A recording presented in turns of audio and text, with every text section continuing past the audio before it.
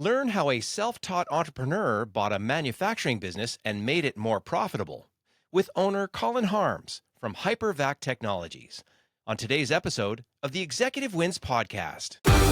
Welcome to the Executive Wins Podcast, where senior leaders share their biggest wins so you can get inspired and grow your business. Here's your host, Gordon Shepherd. Welcome to the show. I'm your host, Gordon Shepherd. And before I get started, I want to tell you another real-world story about how this podcast is making a big impact. You see, I was at a networking event and I was speaking with a business owner face-to-face. And that's when I heard a woman to my left say, "Hey, Gord, I just watched the episode with Dr. Jody Abbott, and it was so inspiring."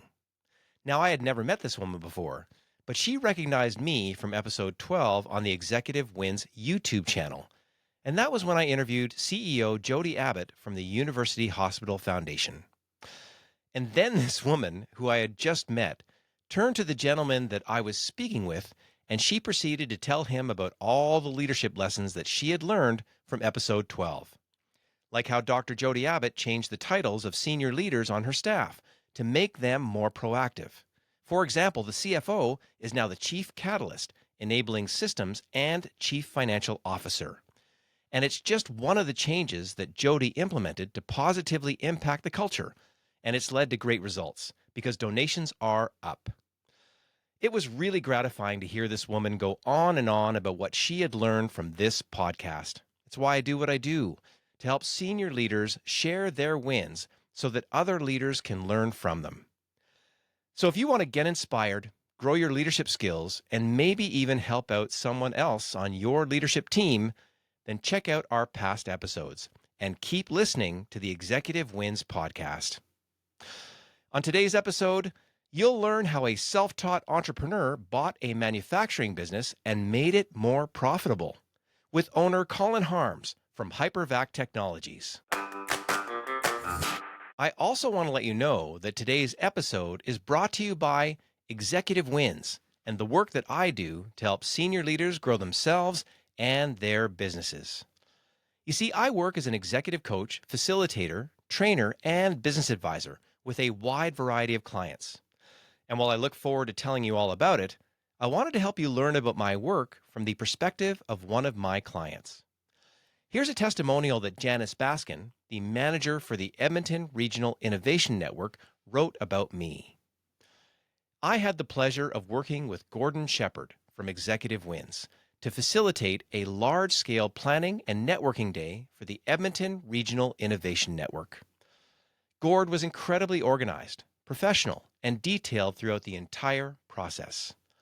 His confidence and his extensive experience were evident in how he handled everything from planning to delivery.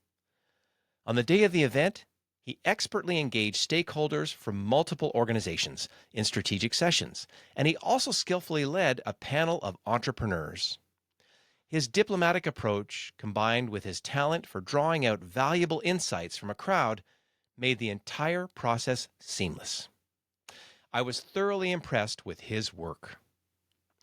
So if you would like to learn more about how I can help you and your organization to thrive, then visit executivewins.com/services to learn more. And now on to today's show. We are lucky to be joined by Colin Harms, owner at Hypervac Technologies, a successful air duct cleaning equipment manufacturer based in Lethbridge, Alberta. This innovative company not only has pre-built inventory that can ship within 2 weeks, but is also an employer of choice that people have literally left their own businesses to go and work for. You can learn more about the company at hypervac.com. In this episode, you'll learn how self-taught entrepreneur Colin Harms was looking to buy a business and how he was successful. For example, he was able to form the right partnership and investment group and jump into the unknown to acquire a manufacturing business. You'll also find out the importance of leading with values, implementing systems, talking with your customers, optimizing your supply chain, and even using the numbers of your favorite hockey players to label your inventory system. And before we get into it, I want to remind you that this interview follows a specific format that I created called The Anatomy of a Win, to help you learn the strategy, work plan, people, operations, and results behind every business win you hear on this show. I really hope that you can use this approach to move your business forward. And now here's Colin Harms with his executive win. Colin, welcome to the show. Thanks for having me. Well, it's really good to have you on here because you've got such a varied background where you've tackled so many different entrepreneurial things along the way, and then you're leading to sort of this really interesting time in your entrepreneurial journey with your current success story. And I wish we had the other 5 future podcasts for the other ventures that you'll be on as well, because you know that you're the type of guy that is going to be doing so many different things like you already have along the way. And you're so young and you'll be doing your thing, as you kind of go forward. But a lot of the people that are listening don't know you. So if you had to describe yourself, if you're at an event and you had to describe yourself, what would you say? Sure. I'm Colin Harms, as you said, and I would call myself, I don't love using the word self-made. I don't believe any of us are self-made, but I guess self-taught might be a better word, entrepreneur. I love tackling new business or any business for that matter. Each and every time seems to be a different, I would almost call it a vocation or industry. So just, head on in, dive in the deep end and see if I can swim. Well, and we got to get back into a few of those big moments along the way. Help me out where you started out. Maybe what was the education background, if there was any, and if not, what was that sort of the chunky steps? And then, because then we can really demonstrate the dive that you're going to tell us about here, that one you did. So take me through some of the highlights in this career. For sure. Starting out, I just came from a very, very small town, 6,000 people. And, just a humble family that my dad was in construction. I should say he wasn't in construction. He was a carpenter. I made it sound like he was a contractor. He was a carpenter. And my mom was a stay-at-home mom and worked a little bit where she could to help provide for the family. So I never had an educational background. My dad left Mexico when he was in grade 8 to come to Canada with his family. And then he got into the trades and went that way. So we were never brought up thinking of a higher education or post-secondary. It was never talked about, just wasn't. So when I graduated high school, I did graduate high school. And so that was just a thing we did back then, and just moved into the work world. So more or less, not to be corny, but very true, the school of hard knocks. I found some mentors in my life and people I really liked working with. And my room just went black on me here, but that's okay. Things progressed rapidly in my life, I guess, from when I was. This will sound funny. I think we need to. It's just it looks a bit odd and dark now. Yeah. Sorry, we can start again. We're just starting, so we can get started again. No problem. Over. You know what it is? Okay, give me 1 second. Yeah. Go ahead, please. It just looks funny. I forgot we have motion lights, and if I don't move enough, it goes to sleep. So give me 1 sec. I'll turn those lights on. Awesome. I was like, what happened here? Okay, Gordon, one sec. Yeah.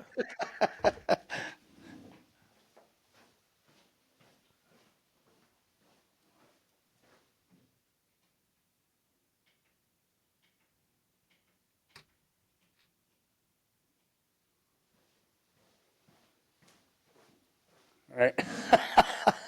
That was ridiculous. No, it's funny because it looks like witness protection program there for a second. So it's and we're not that far in. We can just we'll fire it up again and just start again. So we're all good to go. And it's nice if the conversation kind of just flows and we don't need to do any editing. So start again and get it going. So we're still recording, but just give me a second. I'll give that pause again, get started up, and then we'll kind of get going. So hang on. Okay. Colin, welcome to the show. Thanks for having me, Gord. Well, we're really lucky to have you because I think what we're going to hear today, and it was that good chance to chat with you in the pre-interview, to hear about your unique upbringing and all the different ways you've gone about becoming successful in so many different ventures throughout your entrepreneurial career so far. We're just, the audience is going to be really excited to learn about it. But, before we get started, we always have to ask, for the people that don't know who you are, give us a sense of who you are when you get asked at a party and let us know. Sure. I believe in one thing. I'm a self-taught entrepreneur. I did have a few mentors growing up and straight out of high school. One in particular that helped shape a lot of who I am today. But I guess it would be self-taught. I came from a very, very small town, about 6,000 people, and my family, just a small family growing up there. I guess you could say I came from the school of hard knocks. I don't really like to say that, but it's true, where my family never went to post-secondary education. It was never talked about. I was never one of those people in high school where, a counselor or somebody like that said, what are we going to do? What are you headed for after this? I never had that conversation. I graduated one day and I started work the next. And so, yeah, as time went on, that was 1990 when I graduated high school. And, if we fast forward from then until now, there's a lot of work years working with a public company, and I'm sure we'll get into that, and working my way through the ranks there up until owning my own companies and buying and selling, and now into one large international company that I'm a owner in. And that's where I'm at. School of hard knocks. Anything about what's a hard knock that you share along in those early days? Is there one in there that you sort of put out there that, again, is a big part of maybe what makes you? I think so. The biggest one would be my mentor at the time, and still is a good friend. As a matter of fact, he was one of my first bosses, and he was also in my wedding party. He was the best man in my wedding. I was 23 and he was 50, and now I'm the executor of his estate. So the hardest part there was I really watched him and watched how he grew in the hospitality industry. He owned 9 restaurants at one time. It was a big deal. And then I had an opportunity to leave, and that was probably a hard knock for him and for me. He was somewhat grooming me to take over a restaurant and get into that line of business. I was looking more, I didn't want to work 7 days a week, 364 days a year, to earn what he was earning. Just didn't make sense to me. So you had established, you're young, you get established, you have this mentor relationship with someone obviously you became very close to, but you had to make that internal decision because your own radar was going in kind of a different direction. That's a real tough character moment to get through that kind of moment, although it sounds like you maintained a lifelong friendship out of it, and maybe the business part didn't continue. How lucky to have someone with that kind of continuity in your life, and it sounds like there's other people that have been there kind of along the way as well. In terms of the chunky sort of things that you did, you mentioned you worked for a public company. What public company was that? That was BFI, which is in the waste and recycling industry. Yep. And so you did the BFI zone and then off into entrepreneurship from there as well, another inflection point. Like how long were you with the BFI? Yeah, well, before that, I left the restaurant industry and I went into food distributing and started selling food back to restaurants and hospitality outlets. And then I went into the garbage industry. And I can tell you about that was back in the day when job ads were in a newspaper. And I remember seeing a clipping for for a job ad for that, and it was "Welcome to the garbage industry." It's something everybody needs. It's in the backyard, but nobody sees it, type of thing. And I thought, you know what, I'm going to apply for that job. I don't know why, but I'm going to apply for that job. So I did. That was back when you're on a typewriter and you go and hand deliver a resume or an application. I guess it wasn't very complex. And I did and interviewed, and I ended up getting the job. It was for less money than I was making, but I thought the opportunity was greater. It was a larger company. It was international. I think at the time they had 44,000 employees, and I thought, how the heck, I read self-help books, and I listened to CDs back then. I need to just keep moving. And Gord, I'm waving at you, and we'll do that. We live in a world of conserving energy, and my lights turn off on me, so I apologize. That's awesome. But what's neat is you can hear a little bit as we build out, get these highlights from your character, in the past. We see these moments where you had to make a tough decision with your mentor. Then you're into this moment where you're entering the BFI world, and then you get through the BFI garbage thing. How long was that for? 17 years. 17 years. So you would have, and I'm going to just, without getting the full meal deal, you would have had a number of different titles there, as you sort of moved along. What was your last title there? And then why'd you leave? Yeah, I was a division manager in mergers and acquisitions. And I left involuntarily. We had gone through a number of acquisitions, and then it was down to not an acquisition, but they were making changes.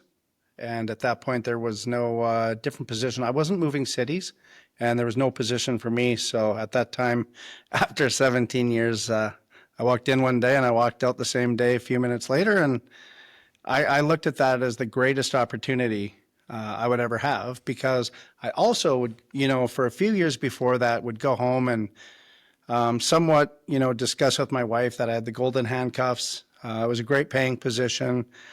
They gave me the world. They really did. I met some wonderful people from across North America, and I learned a heck of a lot about business, right from financials to, working with my controller and sales and marketing and operations until the day I was let go. And so I always say it was May the 4th, 2017. And I always remember, because of the cliche, May the 4th be with you. And I'll never forget that. So I remember going home that day and telling my wife, today's the day I got let go. And she didn't believe me. But I said, no, it's true. And I said, but this is going to be the best step ahead we've ever had. And for sure. Isn't that remarkable? I got packed out from the TV business. I was working at Rogers. I'd been 12 years in my game there. I know that sort of moment of like, for me, it was like, yeah, this is going to happen, because this is simply the TV business, the revenues left. And sort of over the years, I actually did go back to school and did a business degree, sort of to transition out of there. That's why I'm doing what I'm doing now. But I know that feeling, but it's a funny moment where you're like, and you saw it as an opportunity, like you weren't sort of devastated by it. You were like, nope, this is a good opportunity. And that's 27, that's only 8 years ago. And so there's some things that have happened since then. So you come out of there, and what'd you do after that? So what I did, I've had a real estate license in Alberta since 2008, and always did that somewhat as a side hustle and evenings and weekends, and was very successful at it as well. Had a great clientele. So I just said, you know what, I'm going to dive straight into that, go hard at that, and continue to see what happens and look for some businesses. And so I was finishing my fiscal year end with my my accountant at the time. And I've always asked him the same question. I said, Shane, is there any businesses for sale, somebody retiring, somebody wanting to make an exit? I'm ripe. I'm looking for something.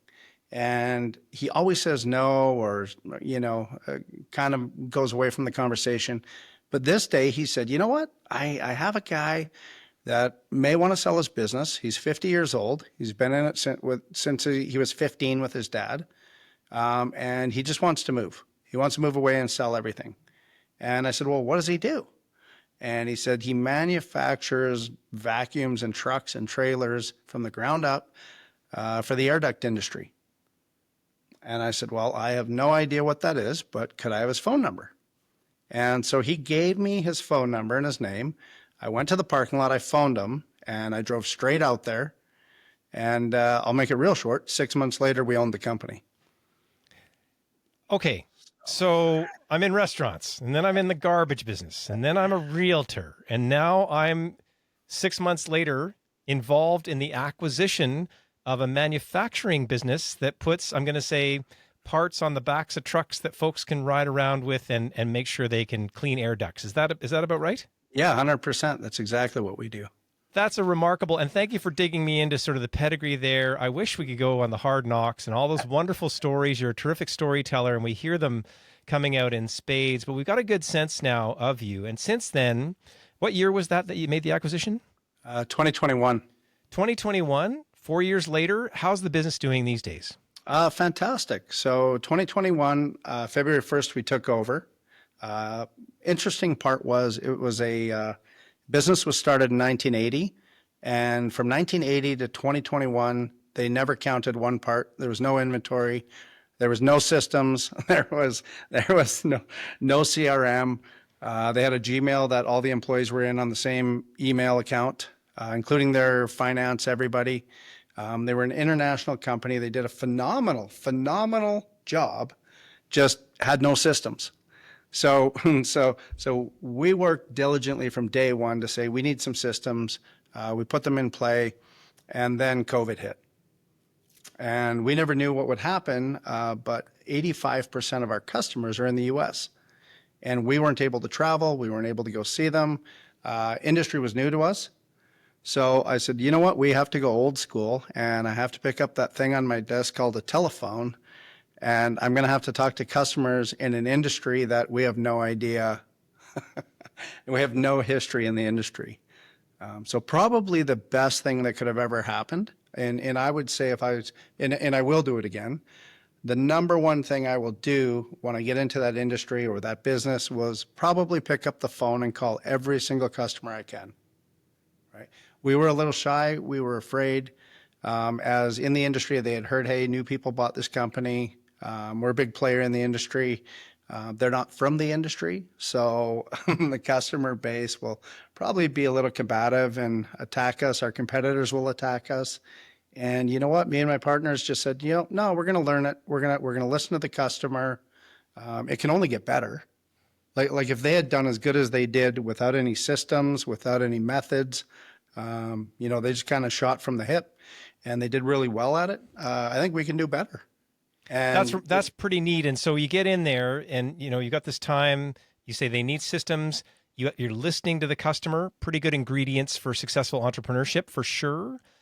Which leads me to sort of kick off our conversation, which is if you had to describe your biggest win then in business in the last couple of years, how would you describe that win? I wrote that down when you asked me the question, and I just said stepping into the unknown. So that was my biggest win, not being afraid to step into the unknown and figure it out.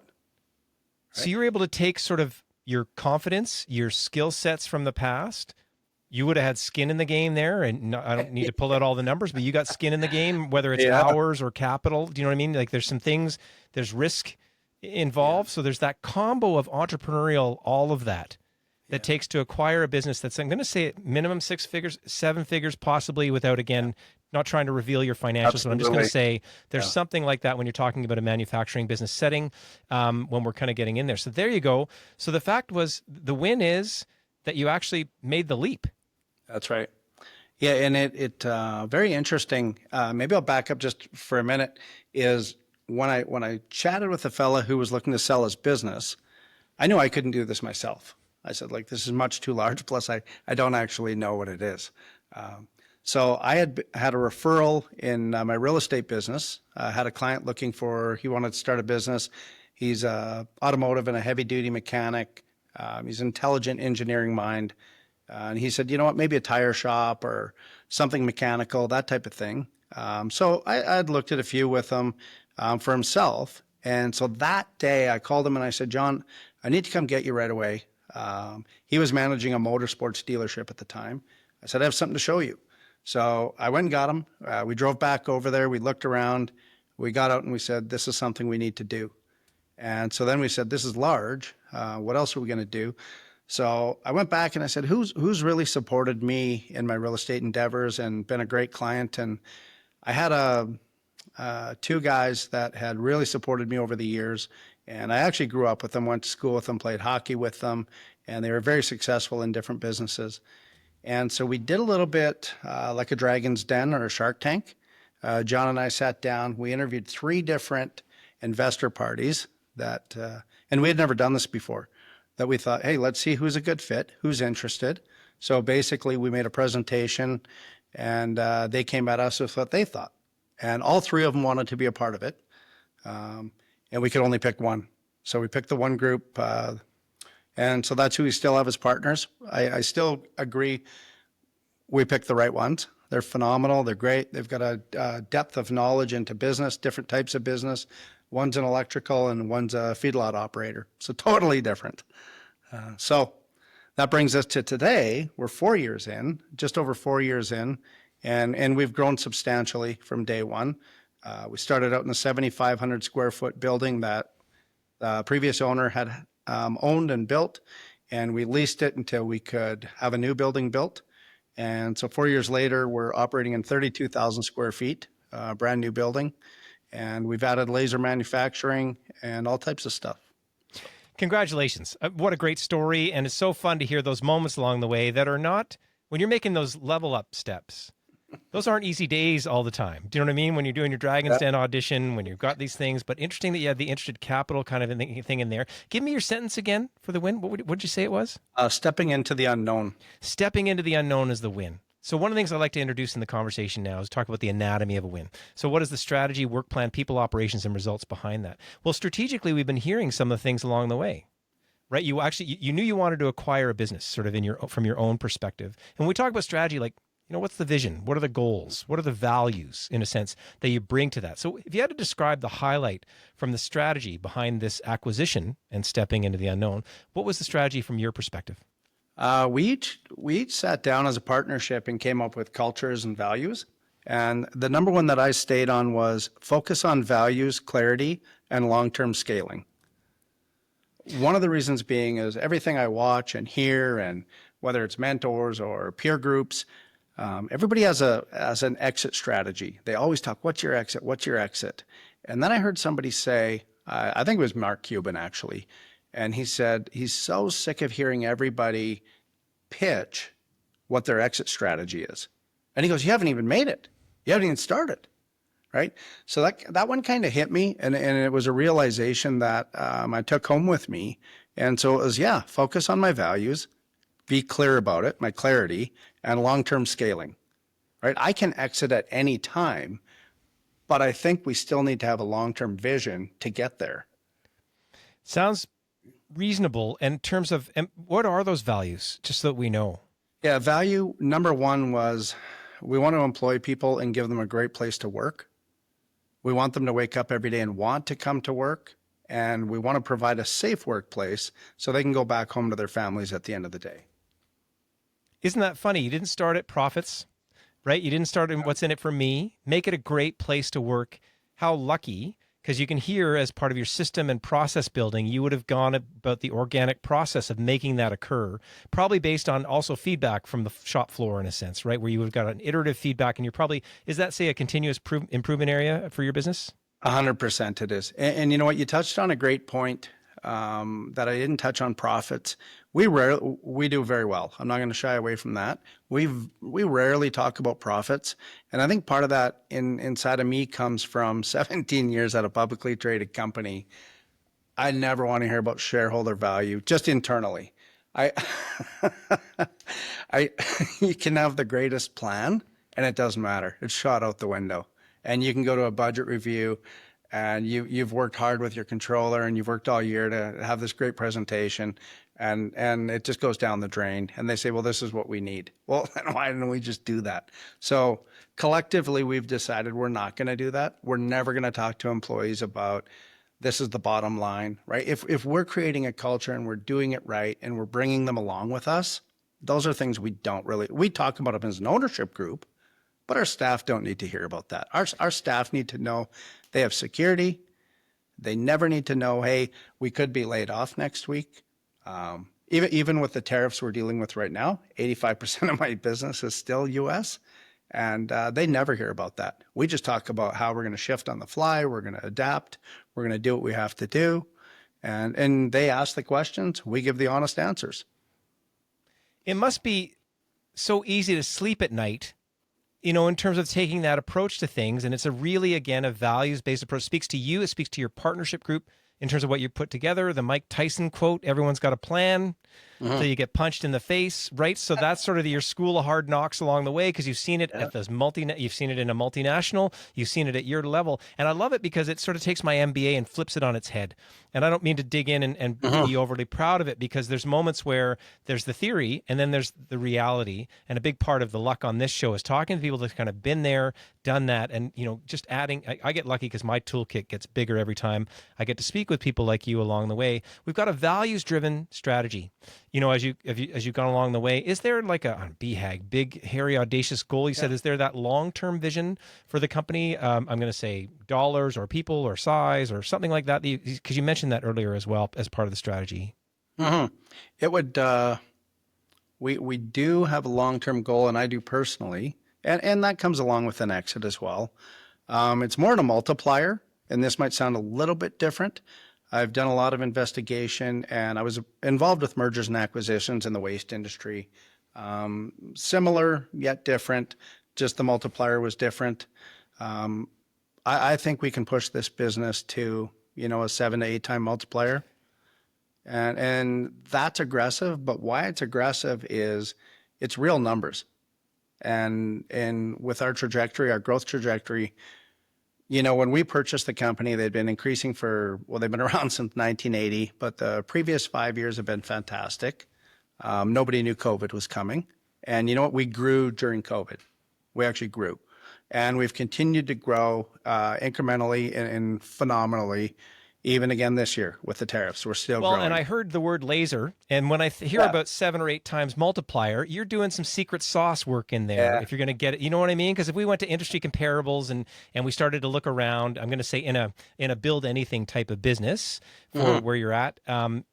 Obviously, maybe the 2 or 3s are probably automatics. Certainly, from the buy side, they're going to try and grind you to there. But what you're doing is you're building a moat where you're actually going to make it worth that 7 and 8 times along the way, and it's all those incremental things that you're doing with the staff, with these sort of this lifelong thing, with the investment in innovation. You can hear it, and I wish we had the whole show to talk about innovation and how you're sort of going through there. And then on the system side, we would talk about where you're at now, but then I'm going to guess frontier is AI, and what does that look like, and then international customer-based expansion. But I love hearing this thing of like, no. If our industry multiple is what would it be typically like 4, 5, 3, 4, 5 kind of thing? Yeah, 3, 4, Yeah, 3, probably. 4. But you're shooting for an 8, and I just love it in the owner's mind of like, well, how are we going to get it there? Because that gets pretty creative and exciting in the strategy side. Well, if this is an 8-hour podcast, we dig right into that one, but I love the perspective in terms of what it is. So we looked at the strategy. We learned quite a bit about the values. And again, this long-term goal that you have.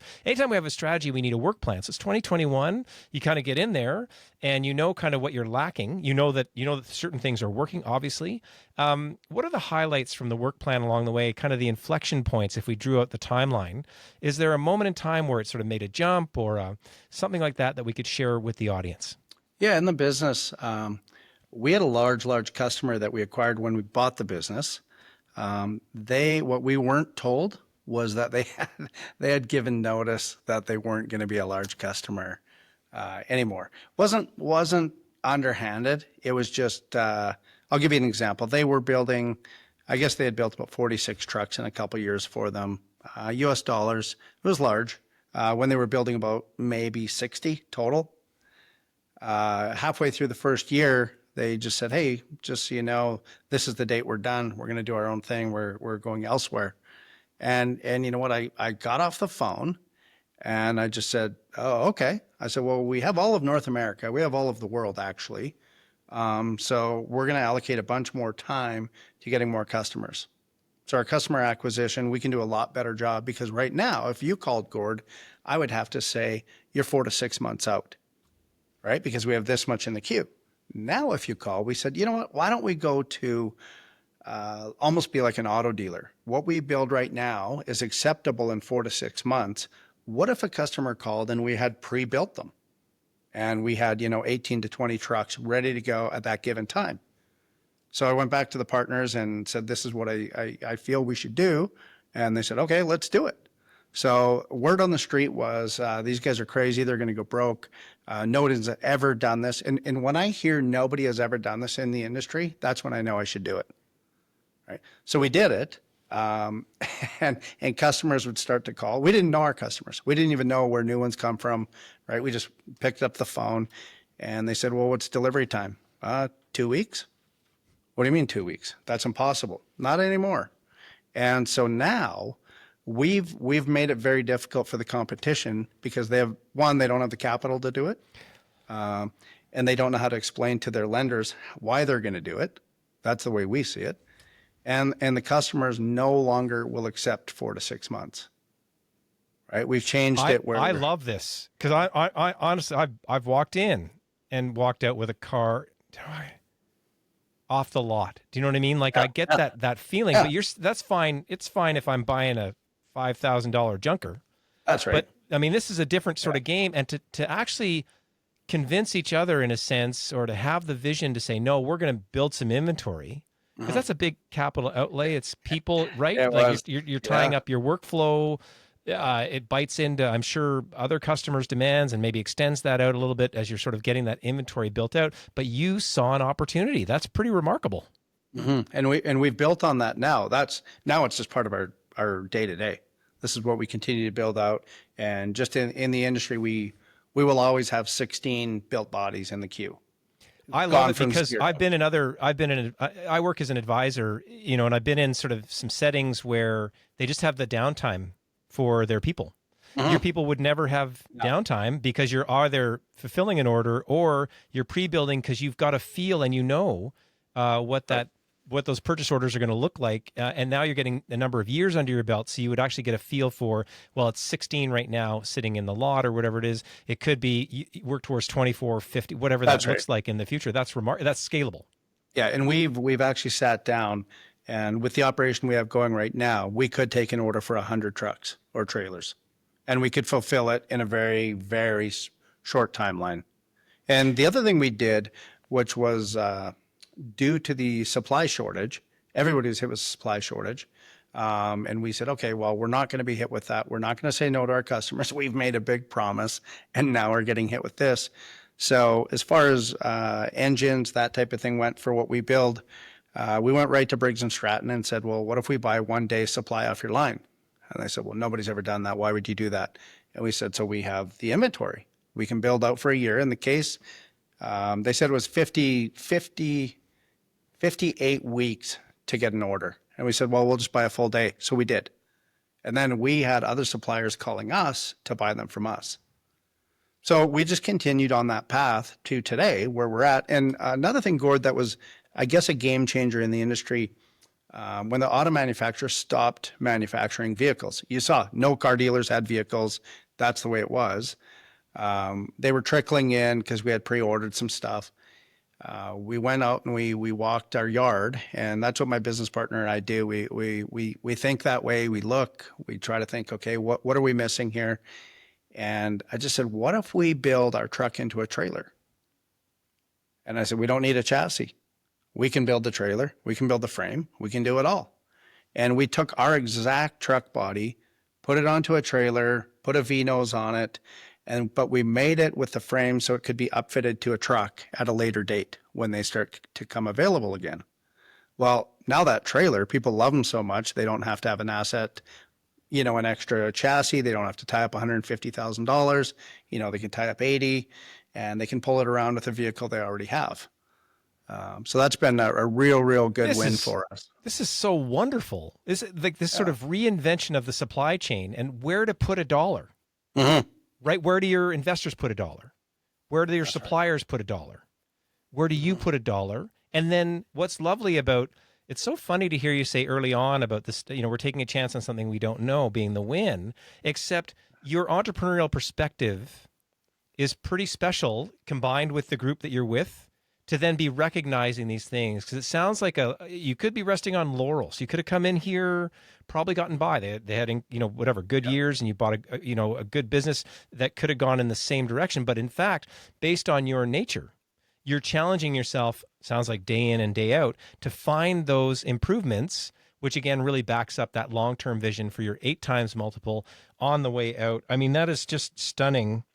And again, you're happy to walk through your objections.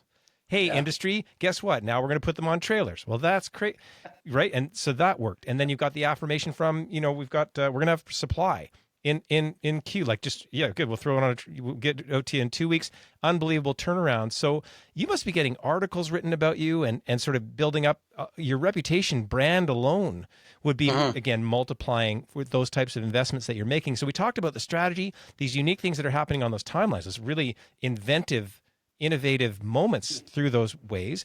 The third part is people, but we've already heard quite a bit about that in terms of, people are contributing to a win. So I heard early on there's you and your partner, and then you've got the Dragon's Den auditions, there's these investors.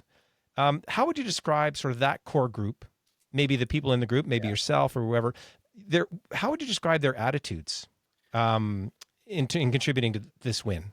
Yeah, they're very much, when we did the interview process and they interviewed us, we looked for some people that were like-minded, right? Entrepreneurial, more or less free-spirited, not so tied down to here's a certain set of rules we're going to follow, which that's important, but they needed to be open-minded to listen to what we had to say because they weren't familiar with the industry either, right? I guess they're not venture capitalists, but in some way they were to us, because they're going to invest some money. quite a bit of money, and they're going to believe in us to carry it out. And that's what's happened. So I'll give you an example. We meet with, we have emails, we have chats, but we meet as a partner group one time a month for an hour and a half. And we review our financials, we review just normal business. And, my biggest thing is we don't need a giant schedule for a meeting. What's our biggest opportunity? What's our biggest threat? Everything else in between is operational. Those are the two things we talk about. And that's, again, you can hear your process improvement mind, right? Right down to the meetings. You're going to challenge every area of the business to make it sort of run in a way that makes sense, and also then carries your values and the spirit of the way you've put this kind of group together. That's wonderful. So we've heard the strategy, the work plan, the people. The fourth step is operationally. And again, we've been hearing just anecdotally through as you've been explaining things, operationally, what were the things that got put into place to make this win occur? I'm going to do the quick summary from what I've heard so far. There's systems. There's a CRM now that makes sense as opposed to zero CRM, say, in the beginning. There are lasers. And again, I'd love to get into sort of the tech there, but I'm going to say there's tech and tech investment in there. There's also the ability operationally to be agile. There's something in there about, we're not going to stay stuck to one way or another. So if you had to describe maybe, enhance some of these or describe other operational highlights that contribute to your win, how would you describe it? I'll give you an example. We had no inventory system. So we had to find one that would work with, we were with QuickBooks Online. Everything had to mesh together, and because we had nothing. And so we found one that we thought we would like, and then we had to figure out how it all worked. So it comes down to personality and culture. Both my business partner and I, actually all four of the investors, I guess we would call us, are Edmonton Oilers fans. So we were able to start this industry, and people have seen it. If you came into our warehouses, right from bin locations for inventory, all the way through the entire thing, there is I'll use a number 4 for Kevin Lowe, if anybody knows hockey. That's our lowest price items because it's a 4. But actually all our inventory numbers in that bin location will start with a 4. And it goes all the way up through Yari Curry, Paul Coffey, right up to McDavid, to 97 of the highest price items. And we just do it as a culture thing.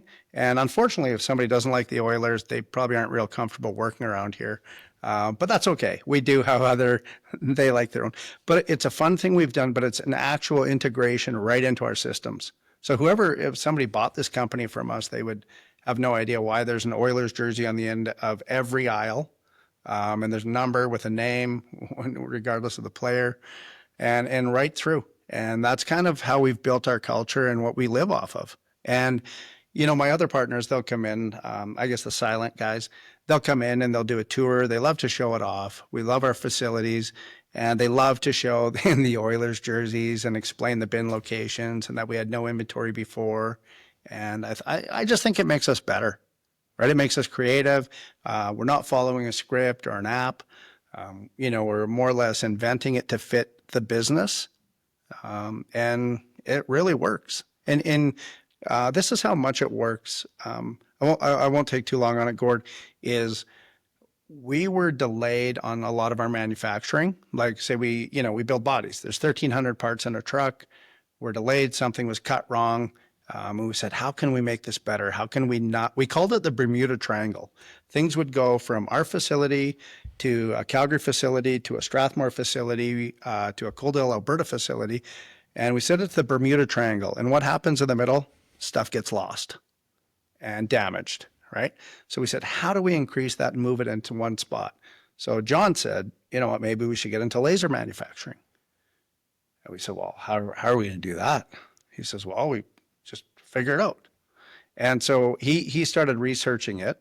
We had a number of vendors out there that we worked with in the fabrication, and they heard that we were looking at equipment. And this is a true story. One day I was in my office. This guy came in. I had recognized him. I didn't know him. He worked for one of the suppliers. And I said, oh, do you have an invoice? And he said, no, it's a resume. And I said, oh, for what? He said, well, I heard you're going to get into laser manufacturing. I'd like to work here. I love the place. And he still works here, Gord. To this day, he's our number one guy. Then 2 weeks later, his boss called, said, I'd like to have a meeting with you guys. And we said, we don't have to answer for ourselves. We can hire whoever we want. And so we said, okay, come on in, have a meeting. and we had no idea what he was stepping into or we're stepping into. And he applied for a job, and we hired him as well. And so it was a testament to, of course, it sounds all rosy and everything's great. For the most part, 99% of it is. We still have hiccups like anything else, but we were able to hire the best of the best to implement our laser fabrication division, and they knew how to set everything up. We ordered the equipment. The one thing was the bank wouldn't let us lease equipment or do anything until we actually took possession of it. So we had to pay up front for all this equipment, and it was just shy of $1 million. So we fronted the cash, we put the money up, and we waited for, I think it was like 8 or 9 months. And we still had no idea what we were getting. Is it just containers? Is it Hot Wheels? I always joked, is it Hot Wheels? Like, what if we just get this? And then we start over again. And it came, we figured it out. And we operate we have a state-of-the-art manufacturing facility, and we still have those employees. And they bring better employees to us. We really don't have to go out and hire because they see it, they hear it, and more people come. We don't have a giant team, and we don't need it. We believe in pay more money and have less people, right? And then that's how you get the good ones. That's just a philosophy we have. And so it's really worked good for us. Well, and you can see that it comes from the values. So how lucky that you defined your values and that you're very clear about them, because that's, again, those values, it's one thing to get it working at one person, 2 people, but what a remarkable story that you've had it work for. You can hear the folks at different areas of the company are living those values themselves as they go out to talk about the company. So talk about, again, internal brand reputation, external brand reputation. You're hitting so many different parts of the industry. You're overcoming the naysayers as you're kind of going along as well. Again, must be super satisfying. And this is, I can hear it very clearly. If we had another interview in a year or two, you'd be telling me about the next innovation in culture, the next innovation in system, the next, we talk about whatever, vertical integration, if you want to call it that, in terms of what you're going to do and in terms of maybe eliminating the Bermuda Triangle, depending on how you want to go, especially in these days of free trade, not free trade, depending on what you decide as a company to move forward. But you've got those options, and you've also got that track record of controlled risk. It's not bad risk. It's controlled risk because you've taken some risks along the way, but you've proven yourself out so that when you go to make the next one, you can hear you've got that, again, sauce together for making the right meal that makes it successful going forward. Wow, we could talk all day because there's so many brilliant rabbit holes to run down here around, again, culture, specifics. Can I work for you? That alone is its own thing. Congratulations. I heard strategy, work plan, people, operations. Finally, there's results. And, if we had to talk about, the qualitative and quantitative results, what are the highlights that you measure through from this kind of win that we talk about? Mm-hmm. Like we look at I guess I'd call them our metrics, and I'll give you one. When we bought the company in 2021, and this is full exposure, we had a 7-year plan. That 7-year plan was to pay the business back and, see where we can go from there. We paid it off in 2.5, right? So we just put our nose to the grindstone, I guess, if you will, and said, you know what, this is fantastic. Now what do we do? Then we start the laser fabrication division, right? Then what do we do? And that's where we look at now is I love to look at fixing our failures, but I look at who's our vendors, who's not quite hitting it, who's not supplying us the way we need to be supplied. And we're not hard to work for at all, right? I believe we're good to work for. But I watch them, and then I look at, I'm very aware of who may not be doing well financially, like a vendor, and who may not be there tomorrow. We don't know. Like let's say we give a PO, we place another order.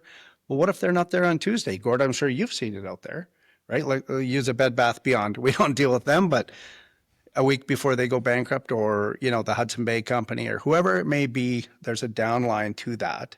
We need to be prepared for what happens next. And we do have a few suppliers that I'm watching and I'm cognizant of, they're not doing the best job they could.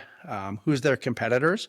We reach out to them and they're doing okay. And then I start asking people out there, we reach out and say, is there somebody better out there? Is there somebody quicker? That type of thing. And what I want to hear is, no, there's not, because that means there could be. Right? And like if you're a hockey player and you're fantastic and you have to play against McDavid, it's that might not be so fun, right?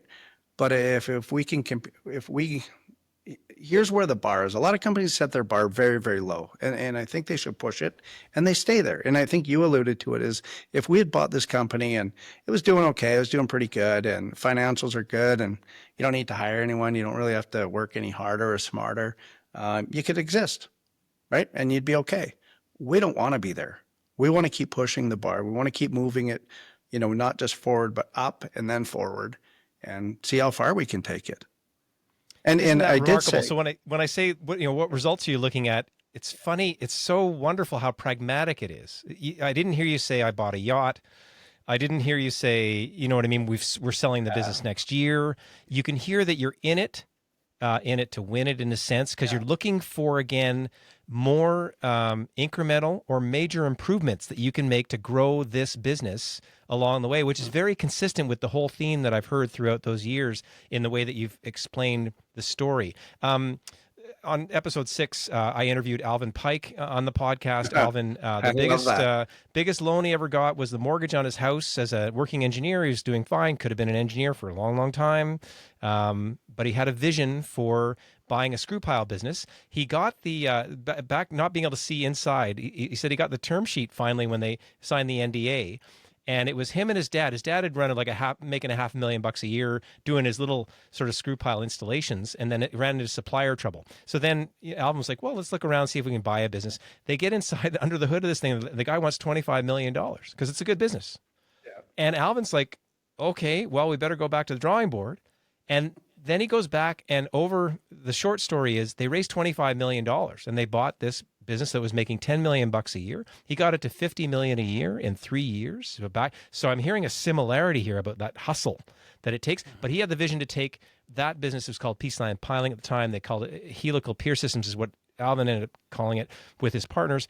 And they ended up taking it to an industrial level. That was that thing. But I can hear the similar. I got to throw all you folks in the same room at some point, because the expediting of ideas is remarkable. I'm getting to filter a lot of them and cross-reference them. But how nice to hear about that short timeline. How interesting to hear, again, on results side, it's not an immediate jump to, say, dollars or profits, but it's that, no, wait, how can we incrementally improve again, is kind of where you got it to. Wow. It's something that we can go on and on here for all the wonderful things that you're describing. Congratulations on what you're doing. And I don't think it's your last venture in terms of the things that you'll be doing in the future. If you can do me a favor, just summarize again your sentence for the win, and then put a bow on this in terms of pulling it all together for us, and just sort of as we get out the door. Sure. I thought about that, and it keeps coming to my mind, and I keep saying it to John, my business partner. Is I heard it recently. Is IKEA started as a pencil company. And I'm like, so I keep on saying, I said, you know what, maybe one day we won't even be building air duct trucks, right? Like we could have the same business, but we won't even be building it. So my final reflection, and I wrote it down, was wins come from the basics. Listen hard, solve real problems, play the long game. Listen hard, Right. solve real problems, play the long game. Absolutely. Right. And that play the long game is straight against the exit strategy. Of course, we have an exit strategy, right? Of course, but play the long game, right? I don't want to be done tomorrow, right? And if I am, I gotta, Gord, I'm going to phone you and say, introduce me to some people. I listened to the screw pile one, and I actually sent it to John, and I said, you got to listen to this. This is amazing. I go, this is incredible, right? And it's no different than anyone else is doing. It's just they're doing it. That is the difference. Right. But it's, listen hard, solve real problems, play the long game. That should be on shirts, right? Maybe that's what I'll do here is we'll put them, we do put sayings on the back of the guy's shirts, right? And maybe that's the new one. So it's eloquently said. We could talk all day long. Colin, I just want to say thank you so much for sharing your story on the show. You're welcome. Thanks for having me. Listen hard, solve real problems, and play the long game. That is how Colin Harms has helped Hypervac Technologies to be successful. Thank you, Colin, for sharing your self-taught win. Now, if you enjoyed listening to this episode, then make sure to check out our other episodes, which include how an executive medical can help senior leaders win with Dale Plett, the business manager for Unlimited Medical Centers. And if you and your leadership team want to learn how the executive planning system can help you to optimize your entire organization, then visit executivewins.com to learn how. You can also subscribe to the Executive Wins monthly newsletter to stay up to date on the podcast, live events, education opportunities, and more. Visit executivewins.com/newsletters to sign up. And if you enjoyed today's episode, be sure to rate, review, and subscribe, and share it with a fellow leader. And don't forget to check out our resources and links in the show notes. And keep listening to the Executive Wins podcast for more inspiring wins that will help you grow yourself, your team, and your entire business. Thanks for listening to the Executive Wins podcast. Make sure to rate, review, and subscribe as we bring you more inspiring wins from outstanding leaders so you can grow your business.